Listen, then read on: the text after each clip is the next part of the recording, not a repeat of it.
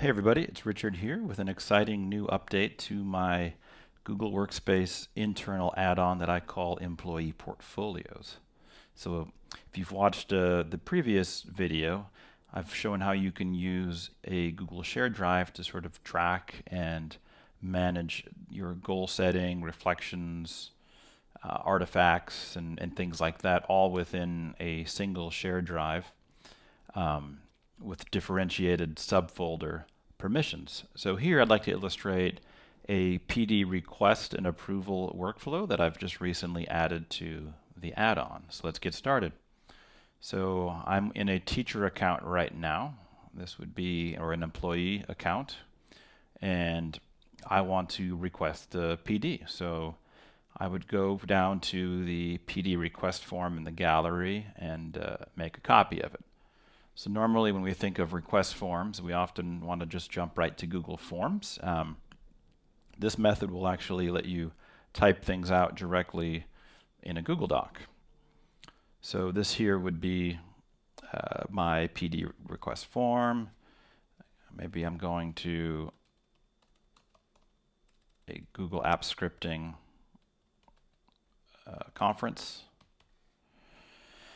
And I fill out all of this, and then I see here that after I've completed this, I'm going to need to write sort of a little reflection on that experience. So this document has life beyond the simple request. So if I'm happy with this PD request form, what I will do now is just simply submit it. So I'll go to Employee Portfolios, and under PD requests, I'm given some instruction. It says, confirm you have completed the PD request form. Yes, I have. Your supervisor will be notified via a Google Doc comment email. So similar to the way that the goals and the other features of this function, a comment will be appended simply to trigger an email to the supervisor. So I'm going to hit submit PD request. And your PD request has been successfully submitted. So this Google Doc has now traveled into my employee portfolio. So in fact, if we just look at my portfolio and we go into my PD requests folder, we can see here is my PD request, and it's here. So now if I look at the comments, I can see that all of my supervisors have been notified, and it says please review the PD request I have submitted. So they'll get that email and they'll open it up in their account. So as the supervisor now, let me log in here as the teacher to supervisor. Now it may take a few minutes for that email to come, so I'm actually just going to go straight to my roll call, and I'm going to see which PD requests I have available for teacher 1. So I go into the PD requests. Oh, I'm sorry, it's teacher 2. Teacher 2 is what we're working with. I go in here to teacher 2, PD requests. Here it is. So now I can open this up, and I can review this.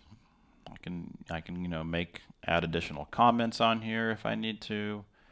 But again, this is a living document, and if I'm ready to approve this, I can open the add-on, and the add-on will detect that this is a PD request. So this is a pending PD request. If you are this employee's supervisor, please review the details of the request, then either approve or deny using the buttons below. So there we go. So I'm like, okay, yeah, this looks good. So if I hit approve,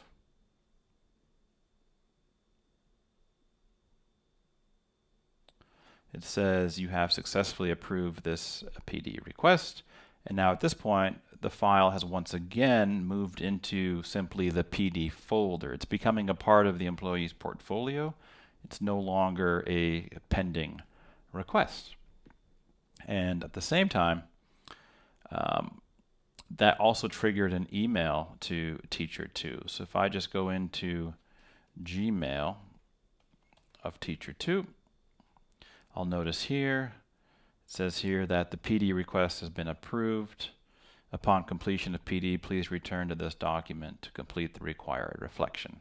So this is just nice to have in your email because you can search for your PD requests in email and easily get back to the document to complete the second part of your reflection of that experience. So there you have it. That is the workflow for a PD request and approval. So hope you've enjoyed it. Thanks for watching. Bye.